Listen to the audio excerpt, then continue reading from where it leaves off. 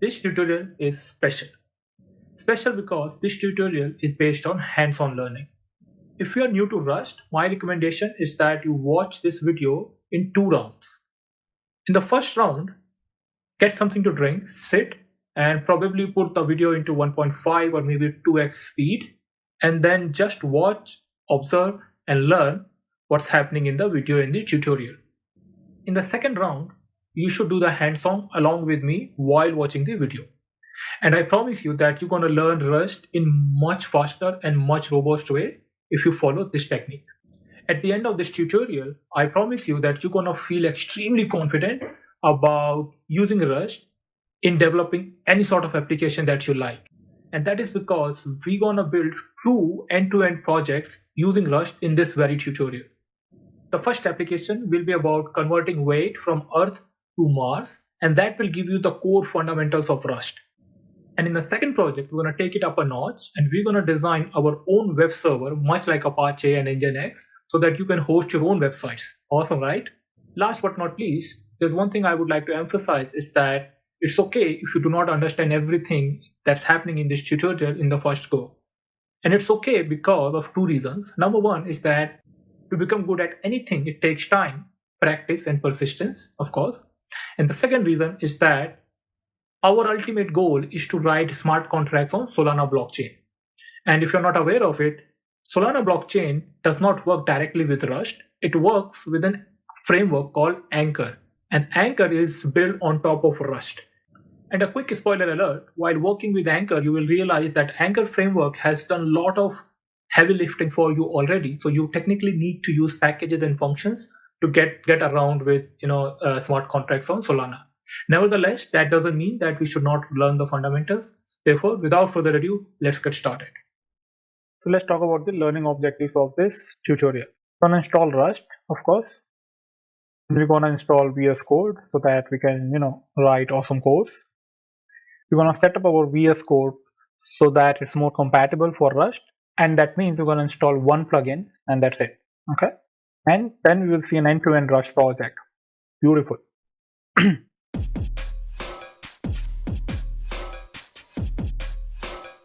All right, let's see how we can install Rust. So we go to the official website, rustlang.org. And on this website, I'm going to download Rust up init exe 64-bit. It says that we also need to install Visual Studio C++ tools. Whenever it's prompted, make sure you have Visual Studio C++. So I'm going to click on it and install it. Once you download, just install the Rust like any other application. And once I'm done, I'm going to come back. So now, once you have installed the Rust, let's go to Tools. And as you can see, Rust has a vast variety of first-class editors. For this tutorial, I'm going to use VS Code. You can use whichever you prefer, but for me, I'm going to use VS Code. Once you have your VS Code opened, what you need to do is you need to click on this extension button and then search for RUST Rust like that. Since this extension is not monitored actively, so what you can do is you can actually install Rust Analyzer. I'm going to go to Rust Analyzer like that and then just click on install.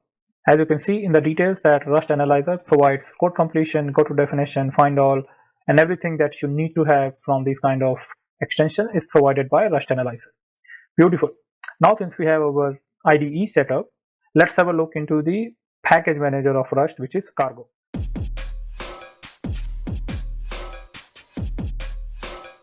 Now that we have Rust installed and our IDE set up, let's see how we can use Rust. I've created a folder for this project. This is an empty project. I'm going to press Shift and right click and open a shell command like that.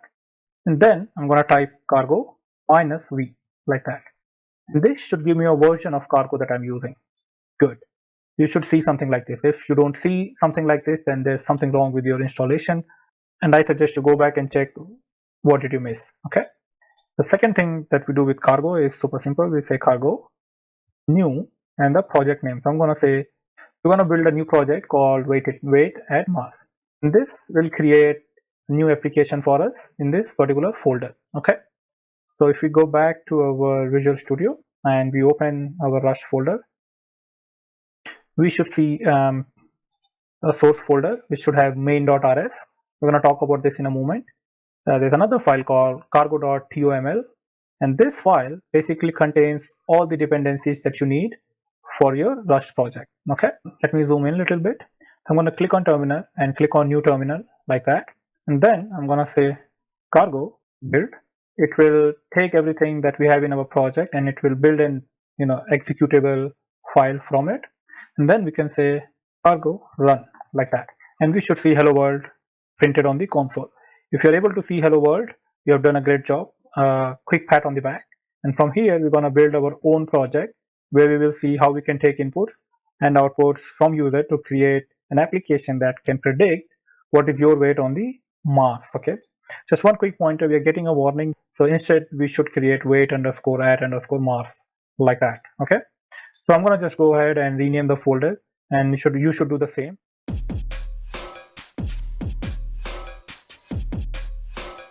So we've already installed Rust, we have installed VS Code, and we have done the setup. Now let's look at the end-to-end Rust project.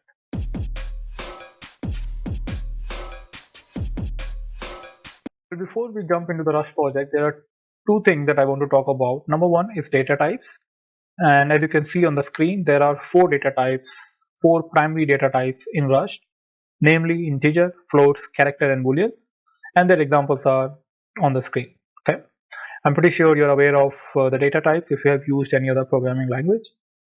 The special thing about Rust is the space and the size it takes in the memory, and this becomes important because Rust don't want to waste memory. And once you start using Rust to build smart contract on Solana blockchain, you will understand how important it is to know how much memory you're gonna use in your program, because Solana will charge you money based on how much space you take on the blockchain. Okay, perfect. Let's talk about integers first. Integers are of two types in Rust: unsigned and signed. And if you define your integer as u8 or i8, it will take 8 bits in the memory or 1 byte in the memory. The unsigned means that your variable cannot have negative values, and the signed means that it can have negative, positive, both.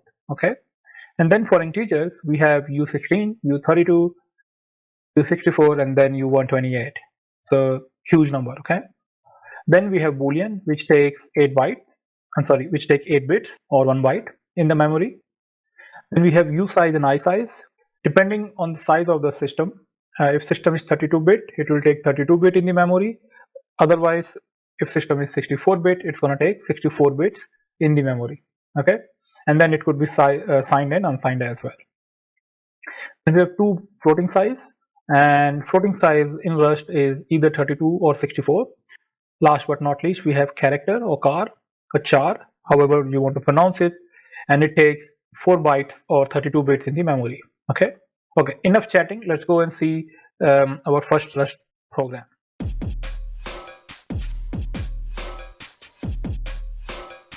So open my Visual Code. I'm going to browse for the folder which we created a moment ago, and here it is, weights at Mars.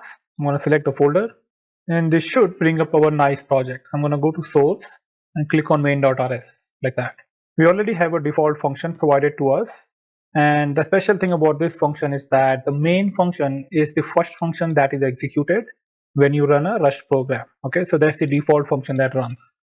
So now let's define our own function. So we're going to say fn. Fn is a keyword that you need to use in order to define a new function, and then we'll say you open parenthesis like that, and then with the curly braces you define the scope of this function like that. Like many programming language, Rust function can take parameters. So let's say we're going to say weight, and whenever you define a variable, you need to define the type of the variable, otherwise the compiler is going to complain you did not define the type of this variable, and I need to know the type of it so that I can create the appropriate size of the stack in the memory. Okay, and to do that, what we do, we put a colon, and then we define the type. So I'll say f32 like that. So this variable is going to be a floating type 32. Then every function needs to tell if it's going to return something, and if it does, it needs to be defined here. And the way we do that is by minus an arrow sign, and then you tell the type of the variable that you want to return from this function. So in our case, that is again f32. And if you define that in the function body, in the function title, that it's going to return something, you have to return something from the function. Otherwise, compiler is going to complain that, hey, you promised to return something, but you're not returning anything. So for that, I'm going to just say, return 71.0 like that, and I'm going to save it. This is a valid Rust function. However, you will also see that sometimes people do this, which is also valid. So if at the end of the function you see a line without a semicolon, that means it is a return statement, and this comes handy a lot, and we will see that in our program going forward. Now the compiler is complaining that we have never used this function and we have never used this variable. Okay, so we're going to fix that in a moment. Let's call this function. So calling function in Rust is super simple. You just say convert to Mars weight, and then you provide the weight. So in our case, we're going to say 51.0 like that. And then I'm just going to run it. So I'm going to go to terminal, new terminal. And of course, we want to put semicolon, otherwise this becomes a return statement, and that's not what we want. Okay, perfect. So we'll say cargo run. When you type cargo run, it's going to build the program and it's going to run it for us. So let's see if it's able to build and run. It was successfully run and we got hello world. Beautiful. Now let's talk about the macros in Rust. Now let's try and understand what is a macro in Rust.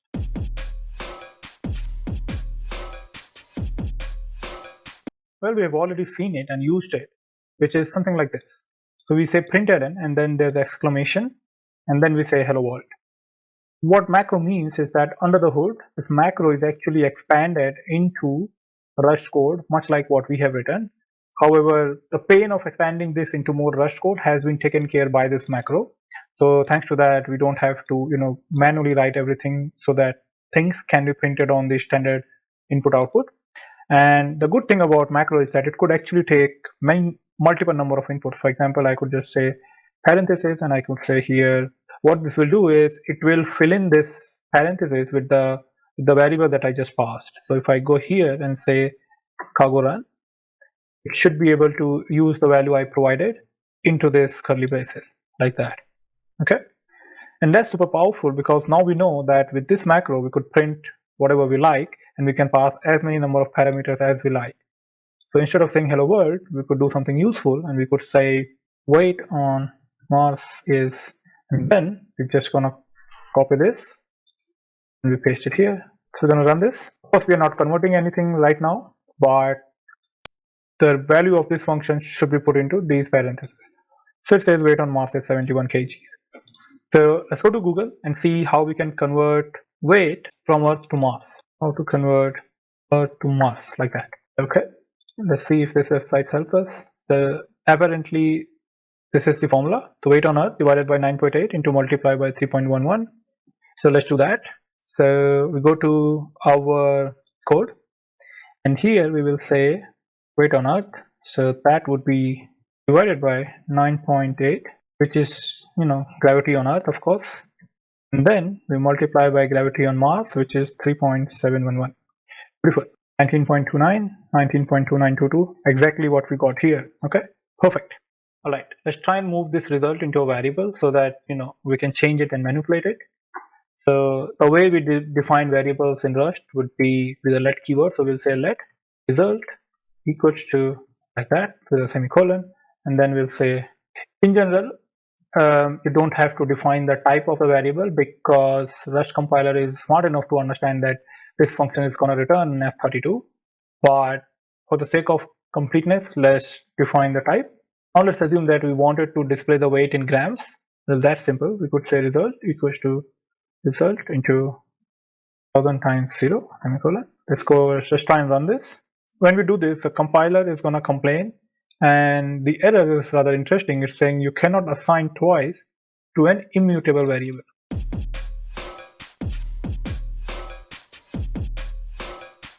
What this means is that by default, every variable that you define in Rust is going to be immutable, which means that you cannot change it. Much like the way we define const in JavaScript. Similarly, all the variables that you define in Rust is basically constant. So once you assign, you cannot change it. And if you really want to change it, you need to, and the compiler is actually telling us exactly what we need to do. So we're going to copy the mute, and we'll say let, and after let we're going to say mute. So let us mutate the result like that. And now if we save it, this should be fine. And if we run this, now we should see the results in grams. Now let's try and take input from the user. So the weight on the earth can be provided by the user and we don't have to hard code it every time. Alright, so let's take user input, and to do that we need to interact with standard input and output.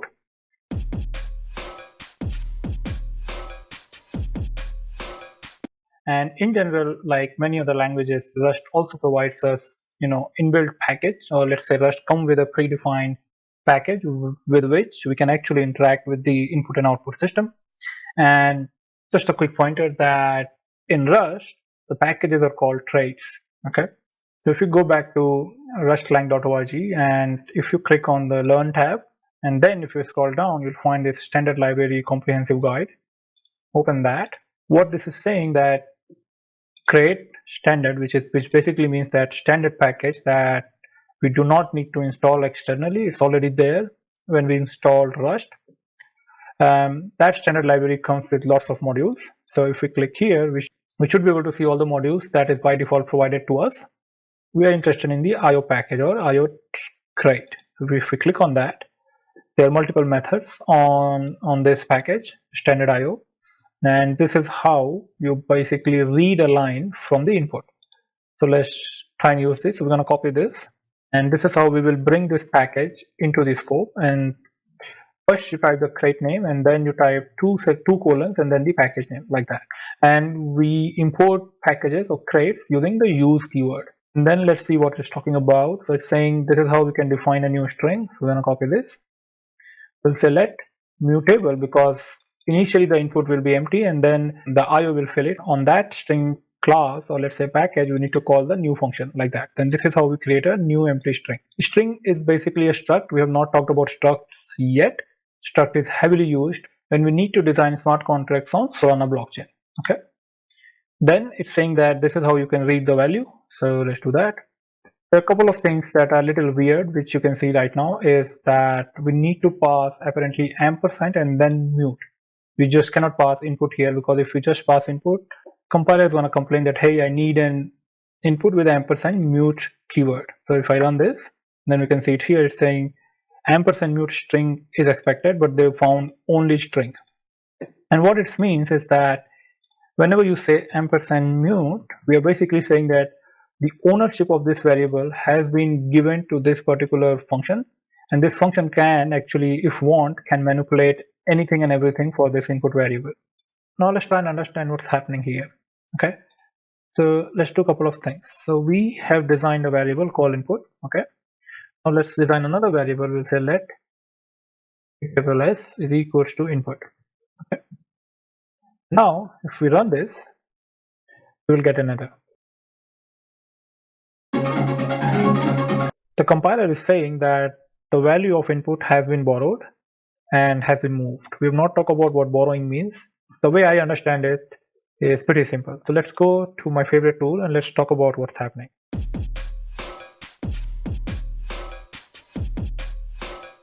This is our main function. We have got a variable called input.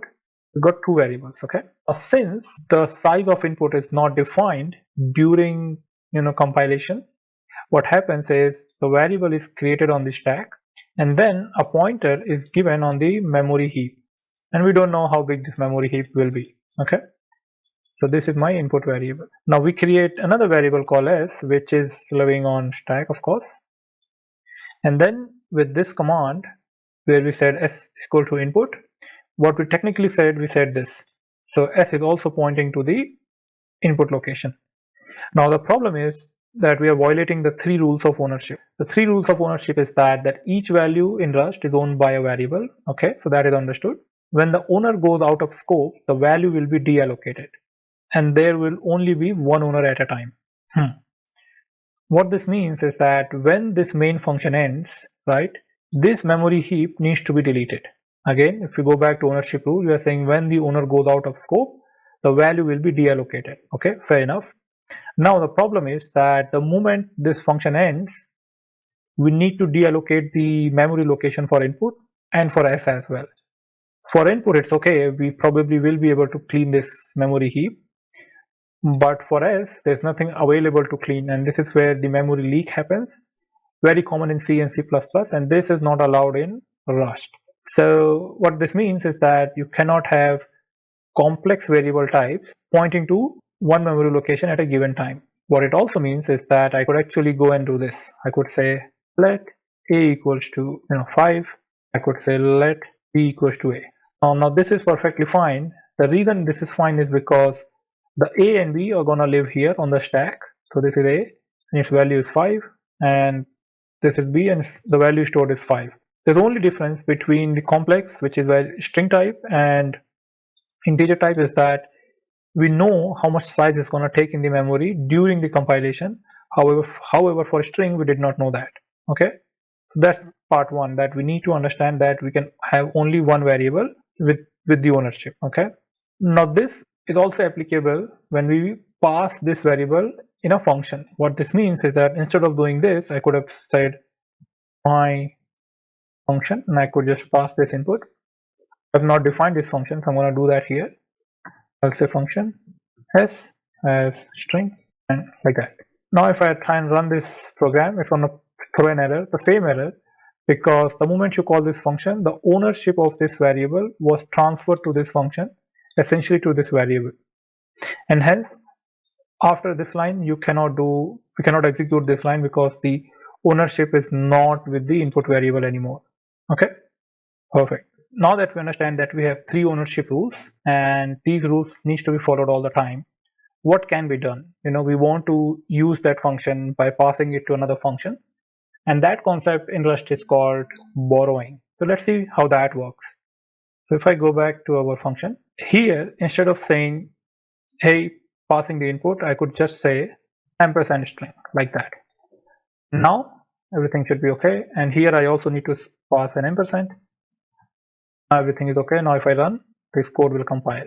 What just happened? Let's have a look and explain. Let's try and understand this, because these two concepts are extremely important, and once you understand this, Rust will become super simple for you. So let's try and understand what's happening. What we are saying here is that hey, call this function and then give a reference of input variable to the s variable. What it means is that what we are saying that instead create a variable, sure, create a s variable, but just point it to the location. Okay, don't let s manipulate it. So s cannot change the value, it can read it. What that means is that if I go here and say s.push string, and let's say I want to push maybe this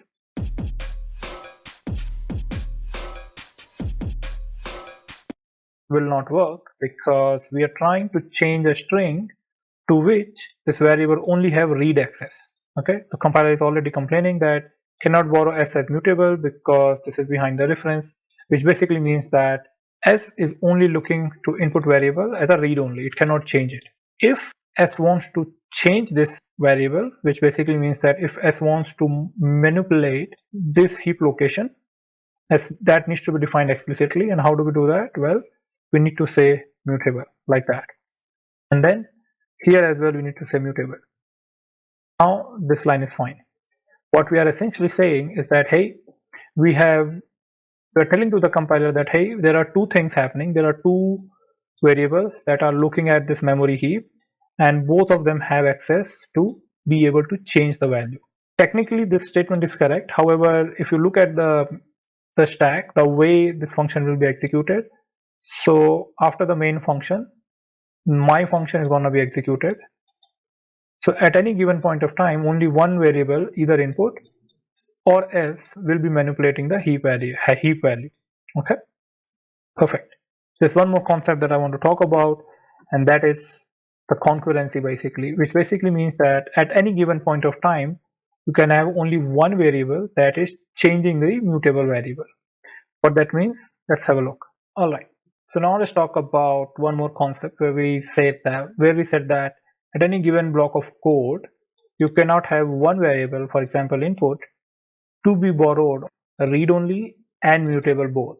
What it means is that currently this is fine because we are using s1 and s2 to read the value of input, which is fine, but we cannot say that s1 wants to mutate the value of input Now if I say S1 wants to change the value of input, this line S2 becomes invalid because in the same block we are saying that someone wants to change the value of input and S2 wants to read or borrow it as immutable. So this is not allowed.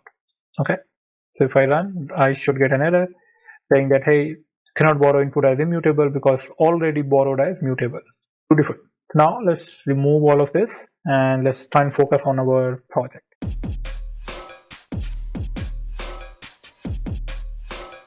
So the way input and output works is when we are reading this line, this reading of statement could go wrong. So it could fail to read data, and in that case it will throw an error. So to catch that, or let's say to handle that, we call a function which is called unwrap, like that.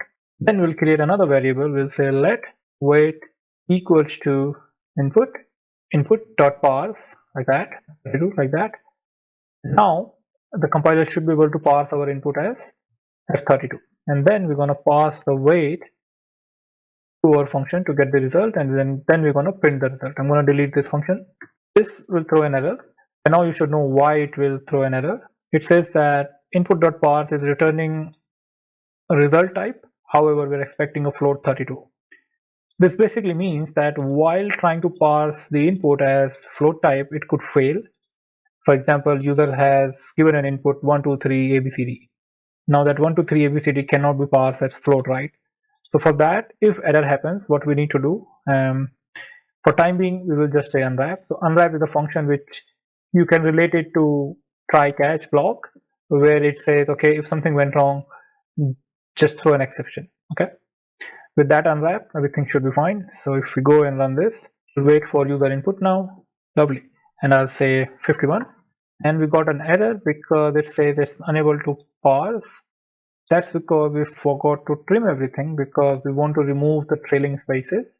And while we are here, I also want to print, and we'll say, if we run this should work fine. And I can enter 51, for example, and we got 19.29. Beautiful. With this small piece of code, my friend, you have learned almost everything that you need to know in order to move forward and become awesome in using Rust as a programming language.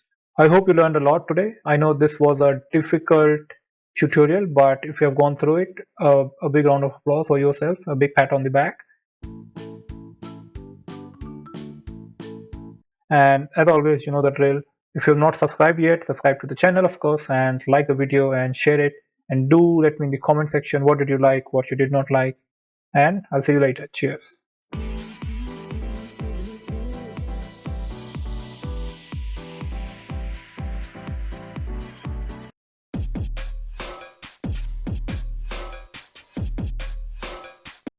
In this project, we're going to build an HTTP server where we have a client, and then we will build the server on our own using Rust. Client will be able to send a request to the server, and server will respond with the appropriate response as per the request. Okay, so let's have a look how and what we are going to do. So we have a client, of course, then we have a server. A client could be any browser on your laptop, on your phone. You can also use Postman for that matter. Okay, the client will send a request, server will send the response. We're going to build our server on L7 protocol, and we're going to send the data over TCP, of course. And this will be mostly message based. So we are not sharing web pages. We are basically just sending data from one machine to another. If you're not sure how this works, here's a video you should watch. Okay, perfect. So here's how it generally looks. There's a request coming from the client, or from the laptop. It has a method definition. So for example, we are defining a get method, and then we say on using the get method, look for the resource called search. And you can also send parameters with that search, but that's optional. And then there's a space, and then there's a protocol name. So in our case, it's HTTP/1.1. And then there are some headers. We're going to not talk about headers because we want to learn Rust. So with this example, we're going to learn Rust. And at the same time, we're going to build a HTTP server, but it's not production ready. Okay. The part of the response, server will return, of course, the protocol. So HTTP 1.1. And then a status code. It could be 200, it could be internal error 500, it could be 404 error, and so on. Again, we're going to skip the headers, and then we're going to send some data back, machine which requested this data. Here's the architecture of our server. We will create one TCP listener, and this is technically an infinite loop which will keep listening to the request coming to the server. Then we will build an HTTP parser. What it will do, it will understand the incoming request. And then we will have a handler. The handler will understand, okay, the request has received, now what we need to do. And once it decides what to do, it's gonna process that request and return some data to the end user. Okay, with that, now let's get started. All right, so now let's create new project. So I'll press Shift, right click, PowerShell, and here I will say cargo, new, and the name of the project. So we'll call it HTTP server, like that. Press enter, and this should create a new application for us. Beautiful. So we'll close this. We'll go to our Visual Studio Code, and we're gonna browse for this folder, select it, and click on select folder. So inside our source, we have main.rs. So we'll open that. And here, we'll just remove this line, and we will say, we'll create a new variable. We'll call it let server equals to server, associated function on it. And we'll say, run it on an IP address. So we'll say 127.0.0.1, and maybe the port is 8080, like that. We have not defined this server yet. We have not defined this function yet. We'll do that in a moment. Now let's say, once we have this variable, we'll say server.run, like that. So obviously the compiler is going to complain that, hey, we don't know what server is, we don't know what new is. So now let's define a new struct.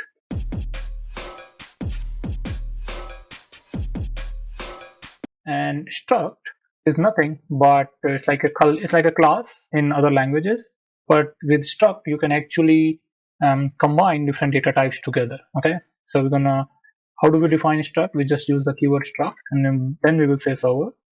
And this is an important concept because once we start building smart contracts on Solana blockchain, the struct is gonna be very useful. Okay, so inside this struct called server, we will create new variables.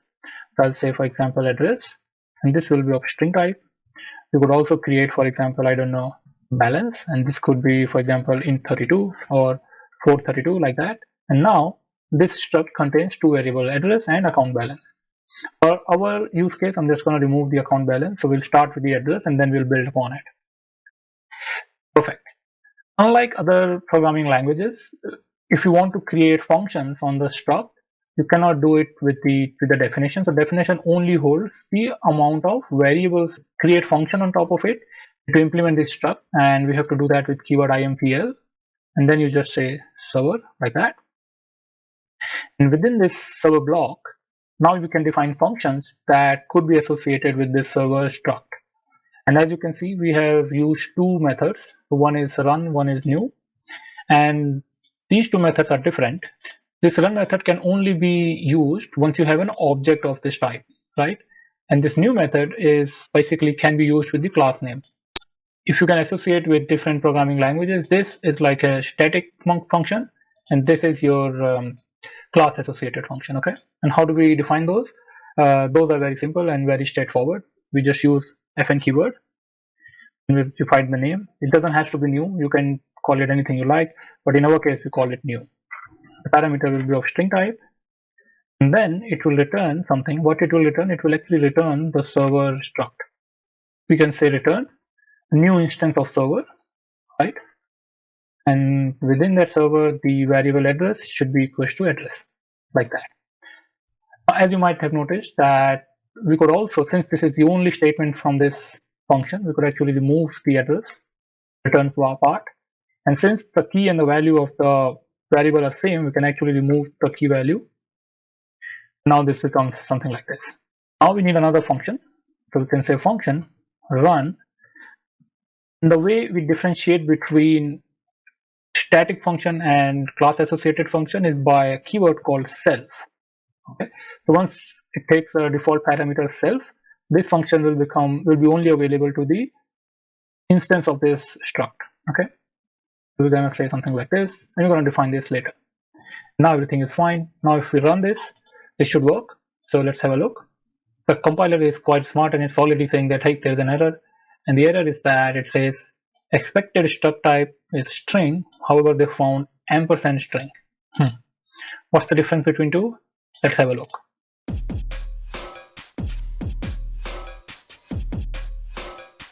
All right, so we saw this error that the expected is string, but we found ampersand str. What this means basically is that if I can go to MS Paint again, what this means is that whenever we define a string, a heap location is allocated for that string, right? So a string could be, something like this, and this heap location can be increased as and when required for a given string. And a string is basically pointing to the starting point of this memory location. What ampersand string means is that the way we have defined our string, the length of the string is actually known to the compiler at the very beginning of this program, which means that the ampersand string is basically a borrowed string out of the heap of a string, which means that the ampersand string would be looking at, for example, to a location like this, and it will know that the length of the string that needs to be pointed with this variable, for example, could be of length 8. Yeah, so ampersand str would only know from the starting till the 8 bytes of this string. However, this variable will have no idea what's happening here or what's happening there. Okay, and this is what is throwing the error to us basically, is that by default when we do this, since compiler knows how much we want to store as a string, it becomes a string literal rather than being an appropriate string. What we can do is, what compiler is actually telling is that try using conventional method and just say toString. So what I can say here, I could say dot to_string like that. Now if I save it, everything should work fine. In this function, I would like to say println. If I run this, so I'll say cargo run, we should be able to run this function, run this program. So it says listening on port this. Beautiful. Just one quick pointer that we can also do kind of a slicing on strings. So for example, if I say let s1 equals to string like that, and then I could actually go and say let s2 equals to s1, and then I can open slicer like this, and then I could say give me value starting from 10 dot until 14. Then probably I can println, I could say s2. We also need to say ampersand because we are trying to just do it a read only. We are borrowing it, we're not going to manipulate anything. Last but not least, what we forgot is we need to do something like this, and we'll say value of s2, and finally we see some result. Beautiful. Now let's talk about the enums in Rust. Again, one of the most powerful tools that Rust provides.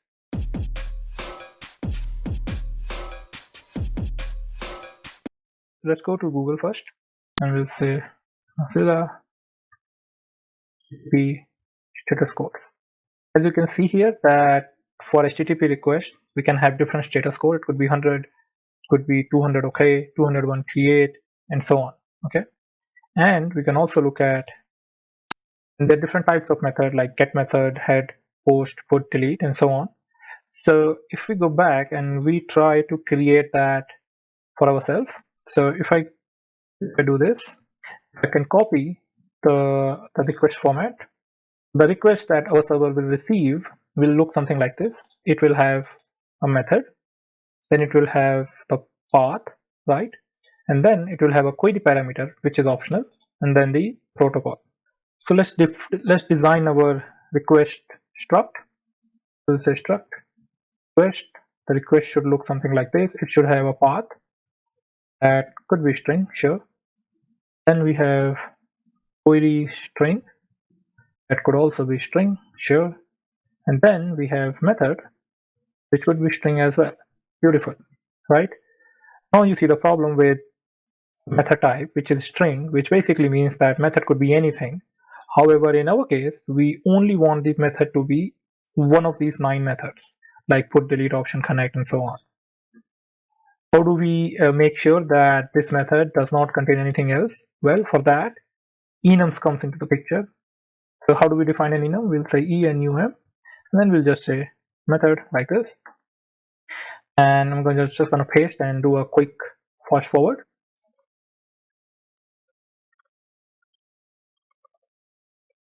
Okay, so we got get method, we got head, post, put, delete. And how do we use it? Well, super simple. We can go here and we can say let get equals to, we'll just say method, so the name of the enum. Then we can just use which method do we want, like this. Okay. We can also create, I don't know, maybe post method. That could be post like this. The one thing that you must notice is the way these methods are actually stored in memory. So when you create a method, when you create an enum, all the items of the method are actually stored in a sequence in the memory. So, and this will get an index. So get will always be called as 0, head will be 1, and post will be, for example, 2, and so on. Which also means that eventually what you could do is, maybe for post, you could define the value. You could say this is 300. You could go and say post equals to 300, for example, and then the post will hold a value of 300 instead of 2, and then put will become 301, and so on. This will be helpful when we start doing the status codes. So for example, as we saw here on the documentation, that status code could be 100, 200, 500, and so on. So we can basically say, okay, and okay would be 200, like this. It's also perfectly valid, but we're going to go to that in a moment. That's how your method should be. I'm just going to cut everything and paste it. Now, since we have all our methods defined, instead of saying the method on the request struct as a string, we could just say it will be of type method, like that. Lovely.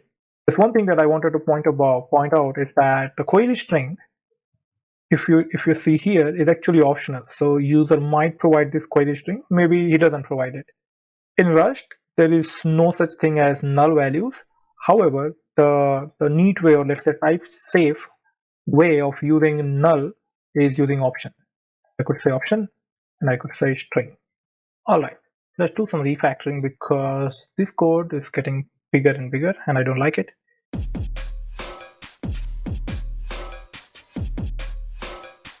So what we can do, we can create separate modules for server and maybe one for HTTP, because later we're going to also create struct for response.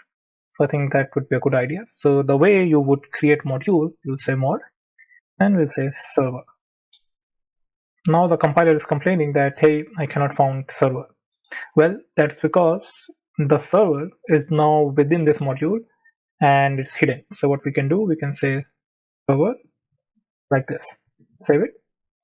Okay, now it's complaining that, okay, I still can't find server struct, cannot find new function, and cannot find run. That is because by default everything is private world. We need to make it public by using the keyword pub, like that. And same for this function and for that function. Now everything should be fine. Compiler is happy. Let's do the same for this. So we'll say, okay, now everything is within HTTP. The request is public and method is also public. Then we will create another sub module within the module. We'll say mod this request, run here, and we'll say mod, and this should be method like this. Now the request is complaining that, hey, I don't know what method is. That is because method is not within this module and it doesn't know what to do.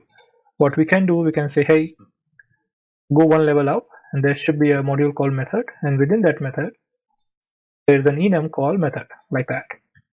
Everything works fine. Okay.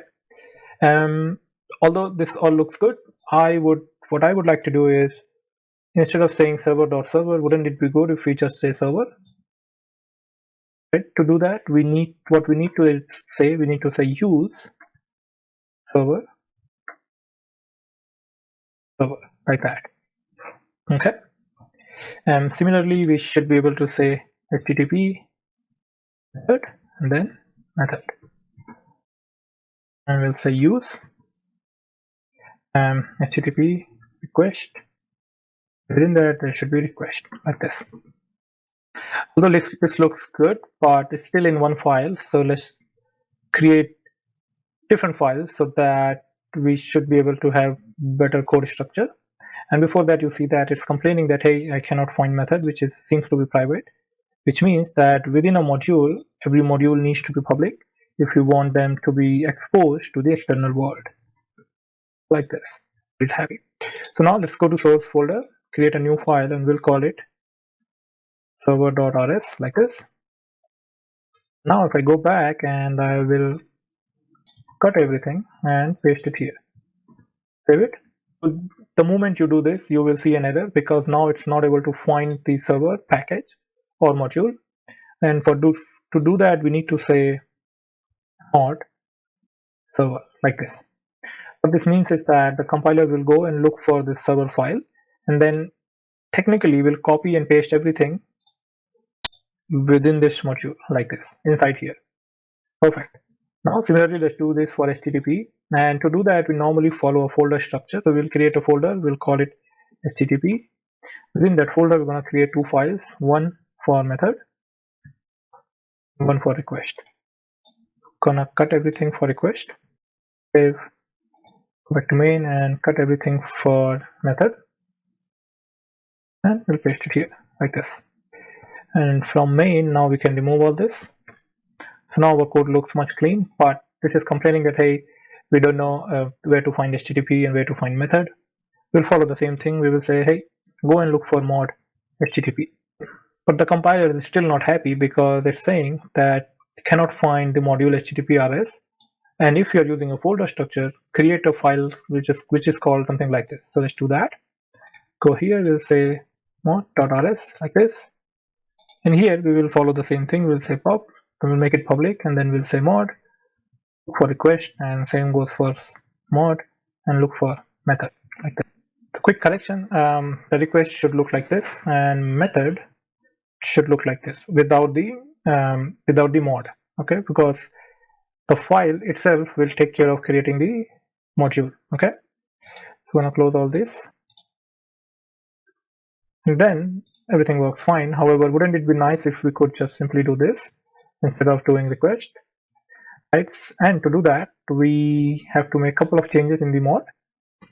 And here we can simply just say pub use request like this, and then pub use method like that.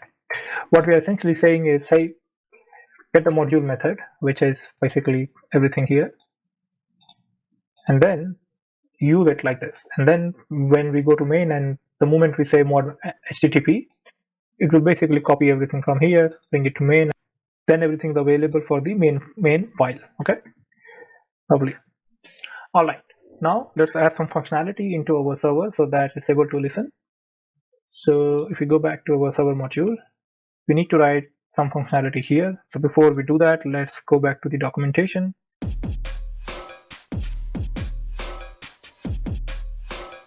We are in the standard crate, which basically means the package. Go to standard.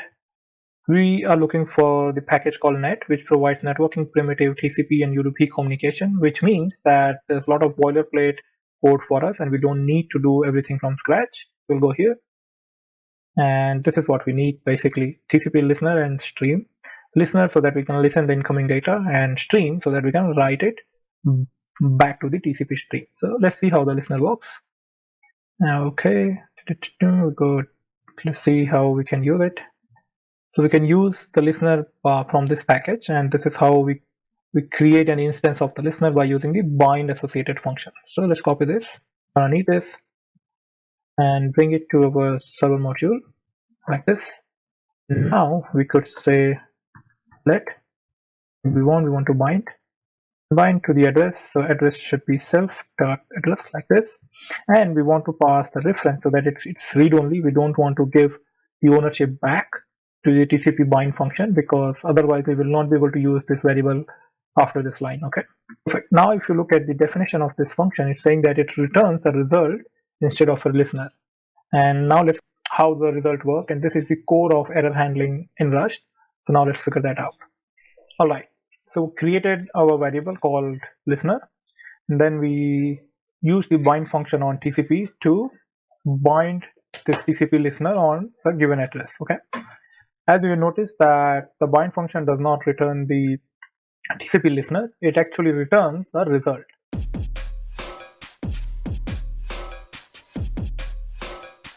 And as you can see, the smart compiler actually tells me that I'm going to get a type of result, and that will have either TCP listener or an error. We can look into the details. So if I click on bind, you will see that it actually returns an IO result, right? And if it fails, it's going to return an error as well. So if I go into the result, you will see that it will either return result or it will return an error, which is a struct they have created for this particular module, which is just a type, right? So we don't have to bother about it. I just wanted to let you know that.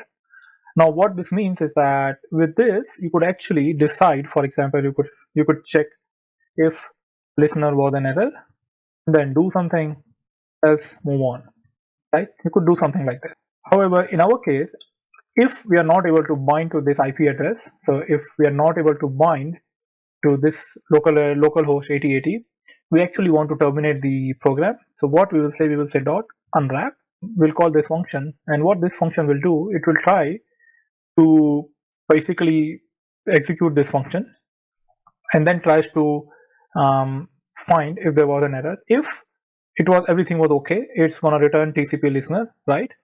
In case there was an error, the exception will be thrown and the application will stop running. Okay, so you will see the console log with the errors when you use unwrap. Okay.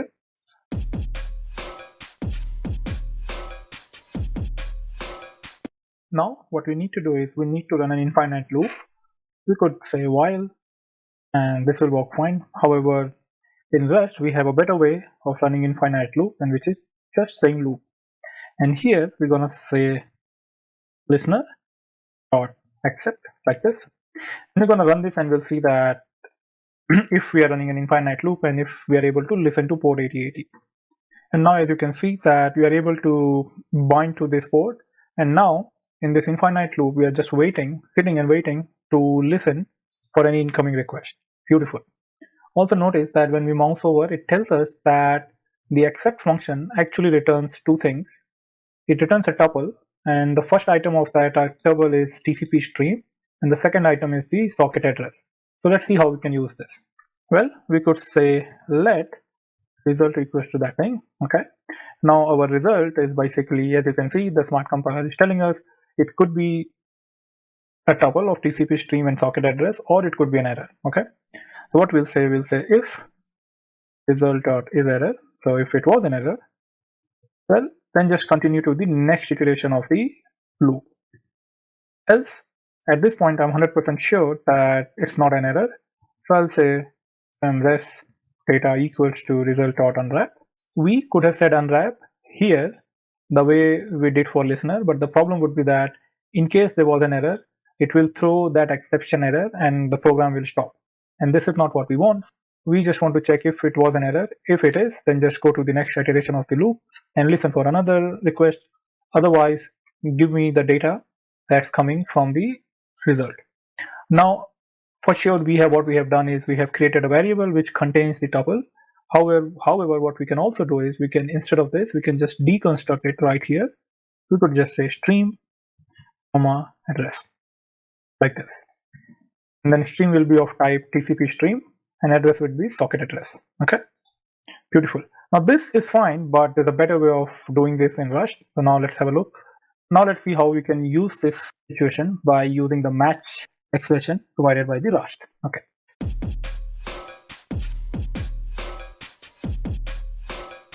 So the way match works is match, and what do you might want to match? We want to match the result. Okay. And now within the match, we need to define all the cases that this result could have. And once we do that, everything is fine. You can see it here as well. It's returning, if it's okay, it's going to return this tuple. Otherwise, it's going to return an error. So how do we catch that? Well, the way we do this is super simple. Things are okay. Then I want to do something. It could be anything. You could say println, okay, like that. And then with a comma, you can say if it was an error, Well, then do something else. And if you only want to do one line, you can just simply say println. However, Rust is still complaining. OK and an error is actually going to receive some values. So as we discussed that if result is OK, it's going to return this tuple. So we need to pass that into the OK function. So what I could say here, need a tuple, and within that tuple I will get a stream, and I will get an address like this. And within the error, actually we're just going to receive an error, so like this. And then we will say now everything is fine. And now we can get rid of it because we don't need it. Now it's much more cleaner. Match not just work on enum, but it works on strings as well. For example, you could also say match, and let's say I want to say GKV. And now I want to say if it was GKV, well, in that case, println would also say if it was G, or maybe it was A, then print not GKV. And you can also say for everything else. So this is like catching everything else. Every other case, we could say not OK, or whatever you want to put. Okay. This is how match works. And match becomes super handy when you start working on enums. For example, if I go back to method, and if you want to check which method was there, then the match function comes super handy. So you could, for example, check for get, and then you put underscore for everything else. I'm just giving an example. Okay. Coming back here, we're going to delete this. We don't need that. Now everything is fine. Let's try and read the data from the socket.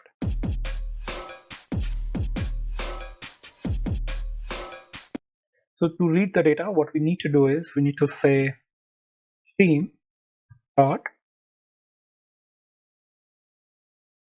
read like this. Okay. Now there are two problems with this. The way this read has been implemented, it's actually is a trait, not a function, right? So for that, what we need to do is we need to import a module. So we will say use standard IO read like that. Okay. Now if we go here and look at the signature, the read is saying that it needs a buffer of mutable array. What does that mean? Let's have a look. So if we go here and we create function my array like that, and we'll pass, let's say, a variable, and the type will be array of i32. The compiler is not happy here because at this point the compiler doesn't know what is the length of this array basically. So it doesn't know how many items that the A stores. Or for example, we could just go and say 5. Now compiler is happy because it knows that A is an array of 32-bit signed integer and the length is 5. But this would be terrible, right? I mean, if we always have to know what is the length of the array, and the solution is that instead of passing the array, you could actually pass the reference of the array. This way, the compiler always know that, okay, A is going to be pointing to a memory location like a slicer. And for example, we could go here and comment this. I could just simply say let x equals to 1, 2, 3, 4. And then I could call my function, my array, and then I could just pass the x here like this. And now everybody's happy. And we could also do, for example, we could also pass the slice of it, but that's how it works. Okay. So if I can go and delete this and we delete that, now coming back to our stream, it says that, hey, I need a mutable buffer. Okay. What that means is that we need to say let buffer equals to, we need a type of the buffer, of course. So we'll initialize every location in the buffer like this, and then we'll say the length should be 1024. So we see immediately one error, that what if the data that is in the stream is more than 1024? Well, that is true, and if we are building a production ready server, this could be a problem, and we need to be a little bit more smarter. However, in our case, this is fine since we are learning Rust, we are not building a production ready server. Okay. And the Rust will initialize every address with this value. Okay. And then we just pass ampersand buffer like this. But if we do this, this is just read only, so stream cannot write to this address. And to do that, we need to tell it that, okay, it's a mutable one, and we also need to say this buffer can actually change the values. Now everybody's happy. All right, with that in place, let's try and read data from the stream.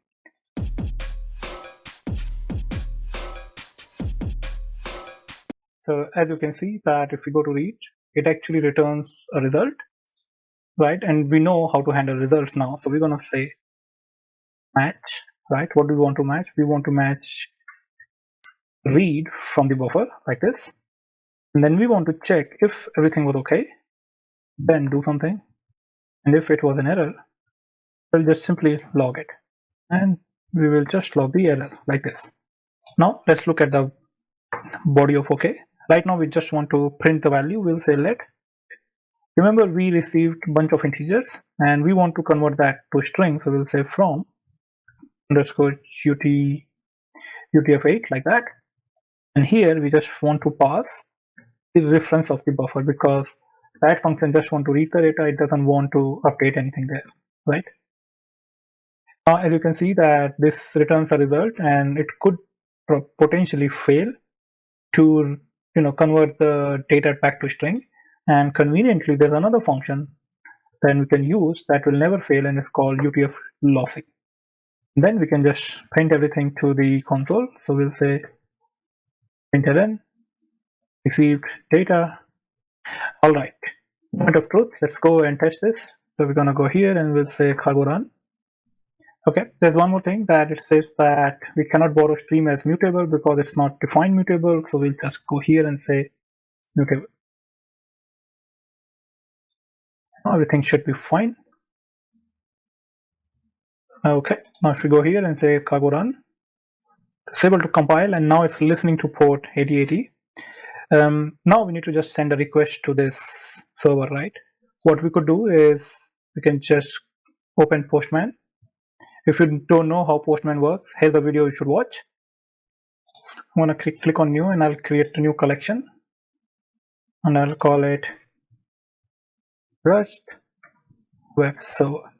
This, and within this I'm gonna create a new request and this will be this. The URL will be http://127.0.0.1 port 8080 like this, and I'm gonna click on send. And now you could see that it was able to listen, it received some data, and the method is get and http 1.1 user agent blah blah blah, and then the body which was technically empty, and so on. Beautiful, right? So our TCP is working fine. I could also go and say look at some paths. I could say read books like that, and I could click on send. And now I received a new request where it says read_book. Lovely. Now we're getting an error in Postman that hey, the socket did not return anything because we are not returning any response. So we'll just go and see how we can fix that. One more quick pointer, you could actually go to your browser and you could just say http localhost 8080 / this is from browser like that. Then we'll see that this is from browser. This is from browser because it's not able to reach to this, nothing is returning, so it's just trying again and again. But conceptually, this is how it works. Lovely. We have a working TCP connection. Now all we need to do, we need to decide what we want to do with this.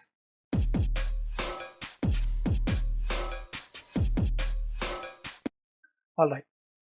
Now let's have a look at how can we convert this buffer that we received as an input stream into request, right?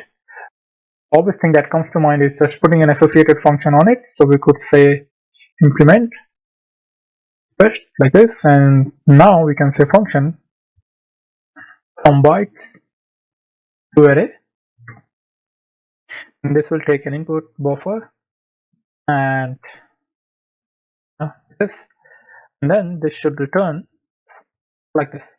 Now the problem is that our function, when it tries to convert the buffer to request, it could fail, and we know what to do when something could fail. We could return result like this. So if everything is okay, we're going to return self, which is request. Otherwise we will just return a string. However, Rust already have a standard module for conversions, so let's have a look what they are suggesting.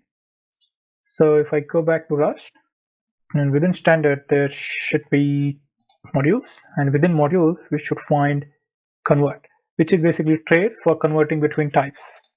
And as you can see, we have traits from where we can implement as ref for chief reference to reference conversion, but for us it seems like we want to do value to value conversion. The into trait looks like a good thing to use. However, there's something called try from and try into traits that behaves like from and into, but should be implemented when the conversion can fail. And in our case, this seems like a better alternate, because if we look at the way we have designed it, we are saying we want to convert this buffer stream into request, but it could fail depending upon what kind of request we receive. So I think this works better for us. So let's go and see how try from works.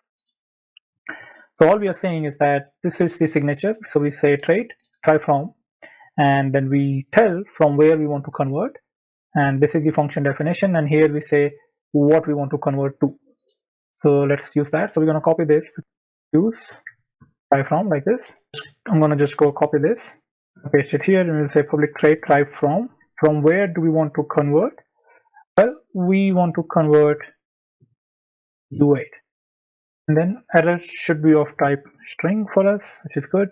And now we are saying try from, we want to convert from U8, of course, buffer, and the result will be of type request. And if error occurs, we're going to return the error type. So this one, like this. And compiler is complaining because we need to say implement try from, and then we want to implement this trait for request, which basically means that once we finish this section, the request struct will have a new function try from on it. So that's something amazing, right? What you can also do is you can actually implement try from for a string as well, and then you can use that function on it. But not to confuse you, just use this for time being. What we are saying that on request struct, we want to add another function which works something like this. And if you look at the signature, this is what technically we also try to do, but this is more rusty way of doing it. So let's delete this. And for time being, we could say unimplemented like this. Beautiful.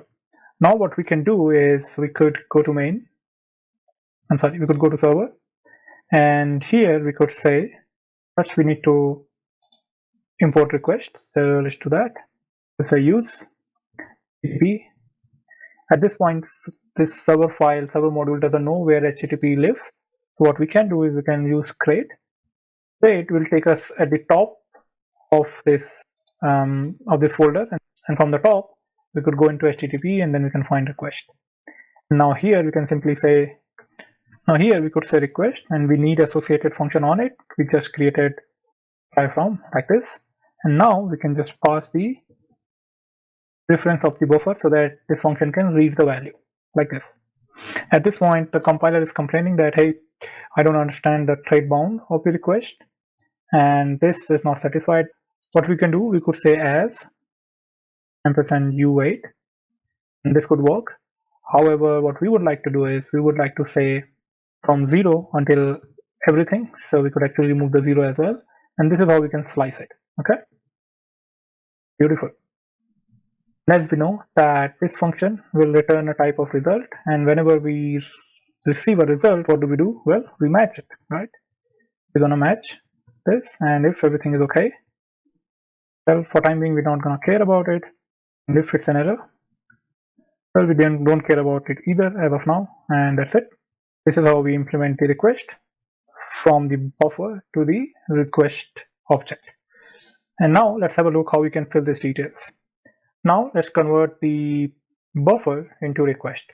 And before we do that, we know that our try from function could result into an error. So let's first define those errors as an enum.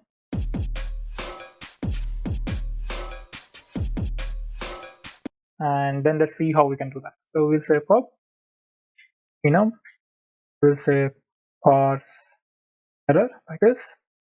What kind of errors could we have? We could have invalid request, so the whole request could be invalid. List of methods that we have, probably that's not requested, so then it's a method error. So we know how the request will look like. Okay, so now we have our parse error. Now what we can do, we can implement one quick method on it. So we'll say implement parse error. So on this enum, we want to provide a method, and that method would be function message. So it's a private function. It will take a reference to self, of course, and then it will return a string. Now since self is actually the enum, so we could actually run a match on it. So we could say match, we want to match on self, of course, and then we want to say the data that we received, if that is parse error type invalid request, and then we just want to return invalid. Now we're going to cover this for, okay, now the compiler is happy that we have covered all the cases. Now since we are not putting a semicolon here, this statement becomes a return statement, which also means that whenever we call this function, one of these string will be returned. Beautiful. We can stop here, but since we are doing everything in a more rustic way, let's implement error on top of this parse error so that this becomes a family of the errors that is provided by Rust. So we will say implement error for what? For parse error, like this. This will throw an error and it says that we need to import it. So let's quickly import here. Yes, now it should throw a different kind of error, and now it is saying that anybody who is implementing a trait of error should also basically implement two more methods, which is display and debug. So let's see what that means. So if we go to error, it's saying that you need to have two more functions, display and debug. Let's see how this looks. Here's the debug, and it should have a function which looks like this. So we're going to copy this.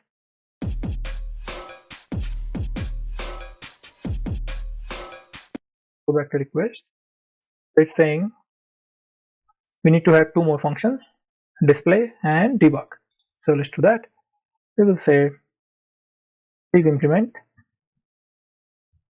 display for parse error like this, and it should have a function like this.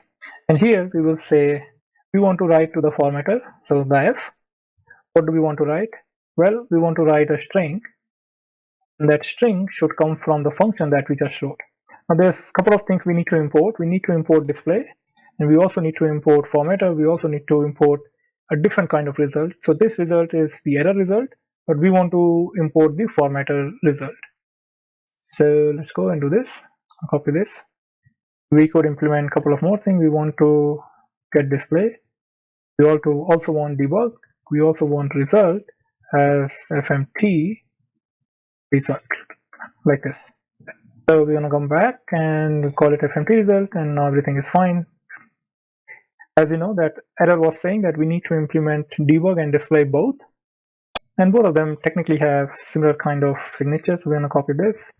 Instead of display, we're gonna say debug. Lovely. What this essentially is saying that whenever an error occurs, it will be printing something to the console, and that printing will be done via the debug or display function that we just implemented, and it should look like this. Okay, cut this and paste it here so that we know that this is all because we did this. Beautiful. Now let's try and convert everything into request. How do we do that? Well, that should be simple enough. So we're going to delete this, and here we will say from underscore utf8, and this take an input of our buffer variable like this, and we also need to import this. We're going to say use. Let's first import str. Then we could say from string, can you convert buffer to utf like this? Okay, and then you can see that it actually returns a result. And whenever something returns a result, what do? We do a match. So we're gonna say do a match on it, and we say if everything was okay, then we got the request. And we're gonna implement that in a moment. And if we got error, we just say return error like this, and the error would be parse error of invalid encoding type like this. Okay, We also need to update this to parse error, because this function will be looking at which type of error are we returning. Okay, beautiful. There's another way of doing this. What we could do, we could say match, we can say str of 8, right? So for sure, on this we could call another function called all, and this function says if everything was okay, it's gonna return a result or a request, whatever we wanted, else it's gonna throw an error. So what we could do, we could say error, and then we'll say parse error invalid encoding like this, and then gonna do a match. We'll say okay, then we got the request, else we got an error. So error would be like this, and then we say return error E. Now looking at this, it seems like we did not simplify the code at all. We actually made it more complex. But since this is so common in Rust, there's another way of doing it. So we could say let request equals to str from UTF-8 like this. We pass our buffer, sure. Then we say or. If it was not able to parse it, then we throw an error, and the error would be of type invalid encoding, and at the end we put a question mark like this. Now this whole match statement is actually just one line, which basically we are saying that hey, try to convert this buffer from UTF to a string. If you are able to do that, well and good, put it in the request, and the request type is now a string slice basically. But if you're not able to do that, throw an error, and the error will be invalid encoding type. One last thing I want to explain here is that we would actually do something like this as well. However, right now the compiler is complaining and is saying from UTF-8 we want to convert this buffer to string, which is okay, but if something went wrong, we would like to throw an error from UTF-8 to a type of parse error, and we don't know how to do that. So as you can see, it's saying could not convert error to parse error. And as we know, if we want to direct something, if we want to add additional function on a given function or on a given trait, what we can do, we can technically implement things like this, and that's the same thing we could do for this, and then all of this will become just one line. So let's see how we can do that. So we can say UTF-8 error, right? So if this is the error, what do we want to implement this for? We want to implement this for parse error. So if you go to the from definition, this is the function it expects. We'll go here and we'll say like this, right? So now we are basically saying, hey, whenever there's a UTF-8 error, you can convert that into a parse error like this. So whenever there's a UTF-8 error, you need to just return valid encoding like that. Now everything is fine, compiler is happy. Now it knows how from UTF-8 how do I return a parse error. Okay, it's complaining that UTF-8 is not defined. What we need to do is we need to import UTF-8, of course. Now everybody's happy. Now we can remove all the 3 lines. Beautiful. So one last thing, I've added the unimplemented because we are yet to return the result, and compiler is complaining here that we need to define the type. So this needs to be UTF-8 error like this.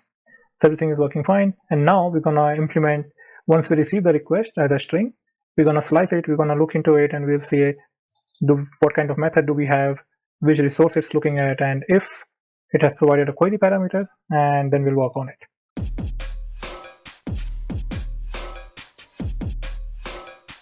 How do we do that? Let's create a helper function, and that helper function will get us a new word every time we pass the string. So we'll say get next word like this. This will be a string slice like that, and from this function we would like to return 2 things. One is the string that we found, and then everything else that is left after that string. It's just one little thing that we need to be conscious about, is that we should be able to return this tuple, or we should be able to return nothing. And in Rust, how do we return nothing? We use option. So we will return something like this. Okay, so technically we could say let iter equals to request dot, and this will return an iterator over all the characters, right? And then we can run an infinite loop like this, Inside the loop, we could say let item equals to dot next, like this. And if you notice, iter.next returns an option, which means that either it will be a character or none, or it could be nothing.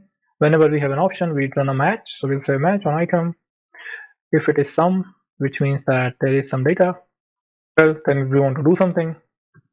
And if it's none, well, in that case, we just want to break from the loop. But this is a very lengthy way of doing something simple. Like any other programming language in the world, Rust also has a for loop, so we can actually run a for loop. So we're gonna say for C in request dot characters like this, and here we can say if C equals to space, then we want to return sum. What do we want to return? We want to return a tuple from the request, string literal of course, and we want to start from a point and go to an index. We also need the index. So to get the index, what we can do on this iterator, we can call enumerator like this. Now this will return a tuple. We could say C like this. And now we can say we want everything until I, and we want request I plus 1 until everything in, right? So for time being, let's return none so that compiler starts complaining. And you should notice something, that we are doing I plus 1, and we just discussed that doing I plus 1 could be tricky if the string is not UTF-8 encoded. But in our case, this is fine because we are comparing with space, and space is always UTF-8 encoded. So doing plus 1 is okay in our case. Beautiful. Now let's use this function.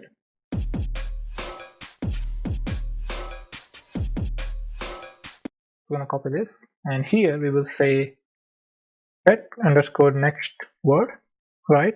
We send a request to it, and then there's a function called OK underscore all. If you look what it does, it says that it returns a result to us. So if everything is okay, we're going to get the result. Otherwise, there will be an error. So if everything is okay, we're going to get the result. Otherwise, we need to just raise an error, so invalid request like this, question mark, and then we'll say let. We will get 2 items out of it. So the first one will be the method. Second one will be the, if we can copy this and paste. So second time we will, so the first time when we run this function, we're gonna get this method, and the request will be basically everything else, right? The second time we run this function, we're gonna get the query basically, or the path. The request will basically be everything from here. And in reality, this will be something like this: return carriage, new line, lot of headers, and then whatnot. But we're not interested in the header part. We're only interested in the until here. So that's okay.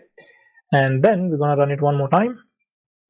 And this time we will get the protocol, and the request will be, we are not interested with the whatever is left. So we're gonna just put an underscore, and things should be fine. The one thing I want to point out is the way we have designed our function, it will not be able to fetch the protocol. And to be able to fetch the protocol, what we need to do, we need to add another condition here. We'll say or C is equals to return carriage like this. Now it should be able to parse everything, and then we can check. If protocol is not equals to HTTP /1.1. Well, in that case, we want to return an error. What kind of error? You should know it by then. It should be parse error. We are not able to parse the request, and we'll say invalid protocol like this. Now what is left is how do we convert the method and path into our struct, and how do we use it? Okay, so let's see that next. All right, now what we want to do is we have a method as a string, and now we want to convert this string into one of the method enums, right? So one of these. How do we do that? Well, we have seen this before. We were able to convert, for example, request using try from, or we have used from. We should be able to use try from or maybe from to convert string to method, right?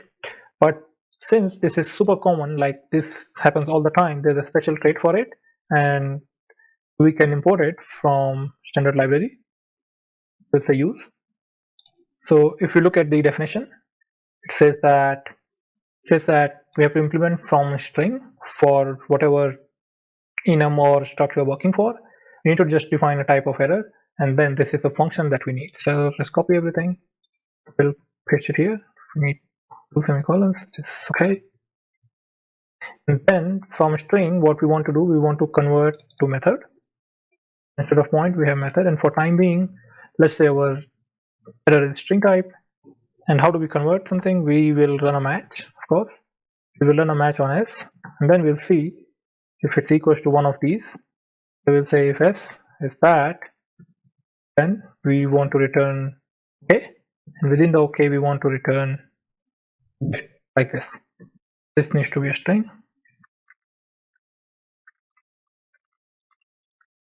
So we're going to make it s.to uppercase, and then we're going to say for everything else we want to return an error. So this has to be an error, and the error is, so right now we are returning a string as an error.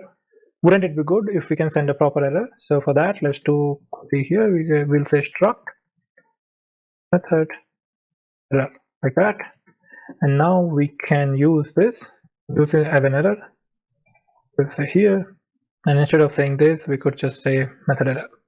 Lovely. So it's saying that this function is public, but this is not public. So let's make this as public as well, so that we're able to access the method error. Now everything should be fine. Compiler is happy. We're going to close this. Now what we're going to say, we're going to replace the method variable with let method equals to whatever the method is. So method is a string, right? And what we just did, from string we just added another function on it, so we should be able to convert string to method. And if we go here, we should say dot parse like this. But right now the method doesn't know how you want to parse it, right? So method is a string, and string doesn't know how do you want to parse it, so we need to explicitly tell it how to parse it. So we will say parse it as a method. Now compiler is complaining that hey, method is going to be a result type, so you just cannot assign it. For that, what we can do unwrap. What we could do, we could just say question and call it a day. But so now the compiler is complaining that hey, I cannot convert the error to parse error, basically, which basically means that if everything goes okay, it's going to convert it to method, which is fine. But if an error occurs, the compiler does not know how to convert the method error to parse error, right? Thankfully, we know how to do that. We have done that before, like this. So we just need to implement that method. So right now, this is the error that is being thrown by this function, and the error is method error type. What we want to do, we want to tell the compiler from method error type, how can you throw an error of parse error type? Okay, so let's do that super quickly.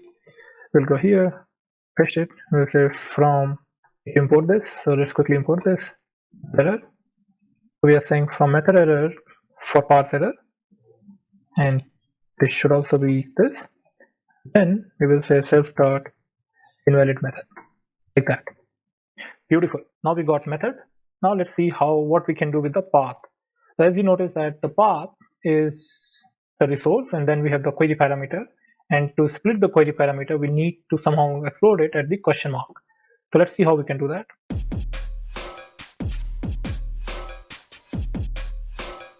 So we're going to say let string equals to none. So we'll start as a none, so we don't have any value, right? Then we will say match path dot find. Find is a function that can find a pattern.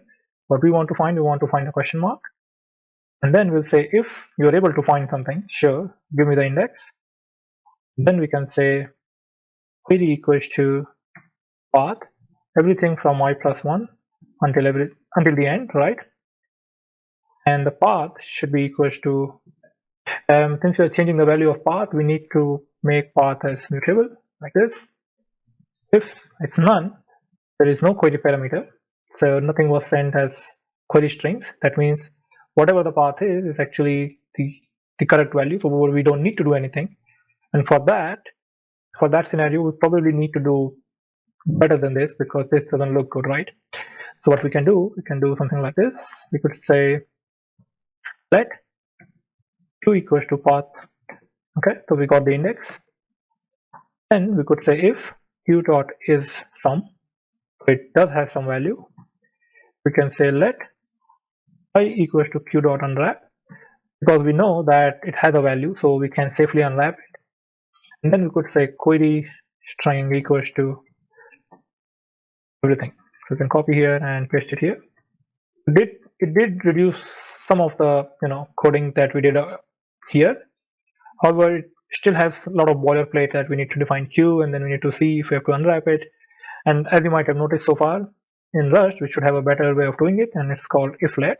So we'll say if let sum I equals to path dot find.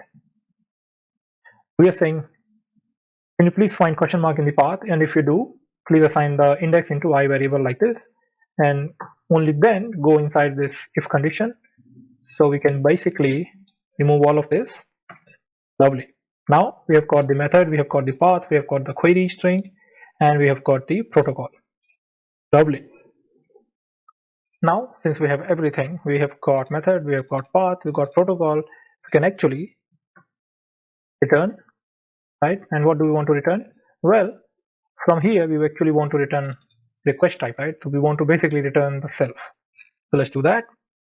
So we could say return, what do we want to return? Well, we want to return OK, because all the errors we have cached here. Okay, now we want to return OK, and then in the OK we want to return the self, or we could also say request, whatever you like, self, and then the self will take some parameters. So we will say path will be path, right?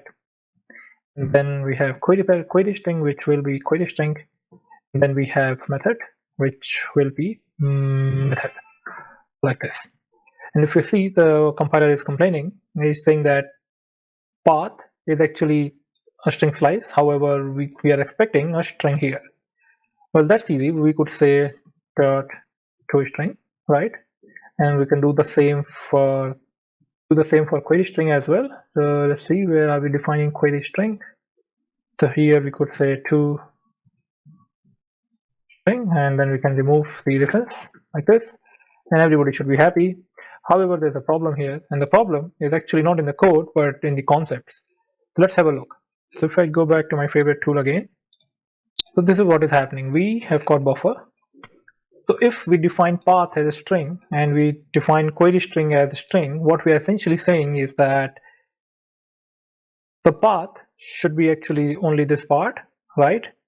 So if we define it as a string, what we will do, we will transfer the ownership of the string somewhere here in the heap, and now this will be a new variable, and the value will be stored something like this. And same goes for the query string. We will again create another location in the heap area, and we will say I equals to, I don't know, 5, something like this. So this is query string, which does not make sense because in general we will never change buffer, right? So this has to be read only. So it makes sense to just have a pointer for path and have a pointer for the query string like this. And to do that, well, we need to change few things in our code. We will go here, and instead of string we will say this is a string pointer. In the options, this is, instead of string, this should be like this. Okay, string slice. Perfect. So we can remove the slice from here, and instead of making it to string, we'll keep it the way it is, and we will make it as a pointer, because remember, we always have to read this value, we never have to change this value, so we don't need the ownership. Okay, beautiful. Now if we save this, we got another error, and the error is here, and it says it does not define what is the error. So let's try and build this, and we'll see what is the error. So we'll say cargo run. You can also say build, but that's okay. Now you can see the proper error. It's saying that path is expected a named lifetime parameter, and same goes for option. It says it needs the lifetime parameter. What does that mean?